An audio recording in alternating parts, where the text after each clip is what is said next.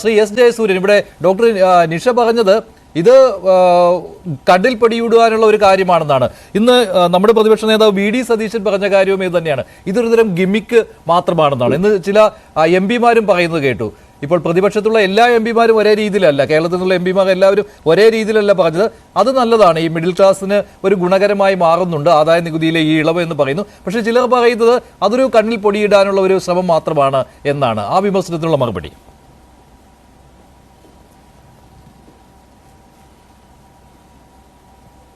കേൾക്കുന്നില്ല ജയസൂര്യൻ, കേൾക്കുന്നില്ല, ഒന്നത് അൺമ്യൂട്ട് ചെയ്യാമോ? ജനങ്ങൾക്ക് പ്രയോജനപ്രദമായിട്ടുള്ള ഏതൊരു നടപടിയും ഒരു ഗവൺമെന്റ് കൈക്കൊള്ളുമ്പോൾ സ്വാഭാവികമായും പ്രതിപക്ഷം പറയുക, മറുപടി ഇല്ലാതെ വരുമ്പോൾ പറയുക കണ്ണിൽ പൊടിയിടൽ മാത്രമാണ് എന്നാണ്.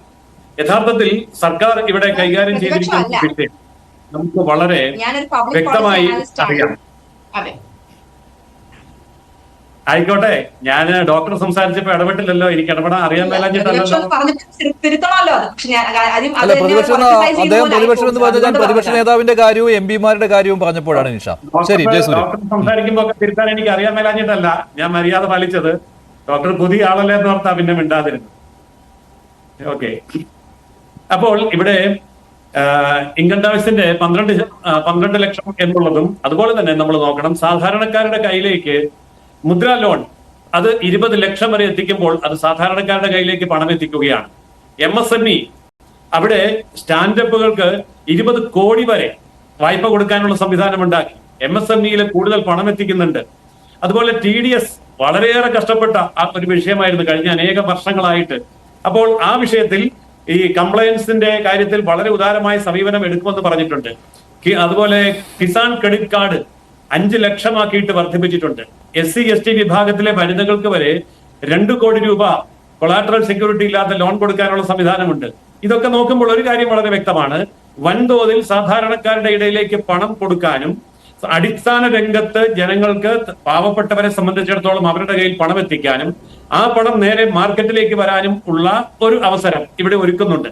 ഇത് കേവലം പണക്കാർക്ക് വേണ്ടിയോ അല്ലെങ്കിൽ ഏതെങ്കിലും ഒരു ഗവൺമെന്റിന് വേണ്ടിയോ മാത്രമുള്ള ഒരു നിലപാടല്ല എന്നുള്ളത് ഇതുകൊണ്ട് തന്നെ വ്യക്തമാണ്. പിന്നീട് പ്രഖ്യാപിച്ചിരിക്കുന്നതായിട്ടുള്ള എല്ലാ പദ്ധതികളും, ആ പദ്ധതികളുടെ അടിസ്ഥാനത്തിൽ സംസ്ഥാന ഗവൺമെന്റുകൾ അത് നടപ്പിലാക്കുമ്പോൾ കോടിക്കണക്കിന് ജനങ്ങളിലേക്ക് ഈ പണം എത്തുകയും വികസനം സംഭവിക്കുകയും ചെയ്യും. ശരിയാണ്, ഇവിടെ ഡോക്ടർ നിഷ ചൂണ്ടിക്കാണിച്ചതുപോലെ നിയമപരമായിട്ടോ നയപരമായിട്ടോ സാമ്പത്തിക രംഗത്തോ വളരെയേറെ ഇനിയും പരിഹരിക്കപ്പെടേണ്ടതായ പ്രശ്നങ്ങൾ ഉണ്ടാകും. ആ പ്രശ്നങ്ങളൊക്കെ പരിഹരിക്കുവാൻ ആവശ്യമായിട്ടുള്ള അടിസ്ഥാനമായ ഉറപ്പും ബലവും ഇന്ത്യൻ സമ്പദ് വ്യവസ്ഥയ്ക്കുണ്ട് എന്നുള്ളത് കൊണ്ടാണ് ഇത്തരത്തിലുള്ള ഒരു വലിയ മാറ്റത്തിന്, നിർണായകമായിട്ടുള്ള ചുവടുവയ്പ്പുകൾക്ക് ഗവൺമെന്റിന് ധൈര്യം കൊടുക്കുന്നത്. അതുകൊണ്ടാണ് ഇത്ര വലിയ ക്യാഷ് ഫ്ലോ സാധാരണക്കാരിലേക്ക് എത്തിക്കാനും സാധിക്കുന്നത്. അതോടൊപ്പം തന്നെ സ്വകാര്യ മേഖലയുടെ പങ്കാളിത്തത്തോടു കൂടി വൈദ്യുതി ഉൽപാദനത്തിലോ മറ്റു മേഖലയിലോ അതുപോലെ തന്നെ ആണവ ഊർജത്തിന്റെ കാര്യത്തിൽ വരെ ഉദാരമായ സമീപനം എടുക്കുന്നത് സർക്കാരിന്റെ മേൽ വലിയ ബേർഡൻ ഇല്ലാതെ തന്നെ വലിയ ഊർജോൽപാദനവും സാമ്പത്തിക കുതിച്ചുചാട്ടവും ഉണ്ടാക്കാനുള്ള ഒരു വഴി തേടുകയാണ്. അപ്പോൾ ഈ ഒരു അർത്ഥത്തിൽ നോക്കുമ്പോൾ നമുക്ക് വ്യക്തമായി മനസ്സിലാകും, ഇത് കേവലം കണ്ണിൽ പൊടിയിടലല്ല, ഇത് യഥാർത്ഥത്തിൽ ജനങ്ങളിലേക്ക് പണം എത്തിക്കാനും വികസനം എത്തിക്കുവാനും 5 ട്രില്യൺ എക്കണോമി എന്ന് പറയുന്ന ലക്ഷ്യത്തിലേക്ക് ഭാരതത്തെ കടത്തിക്കൊണ്ടുവരാനുമുള്ള നിർണായകമായ ചുവടുവയ്പ്പുകൾ തന്നെയാണ് എന്ന് നമുക്ക് ബോധ്യമാകും. ശരി.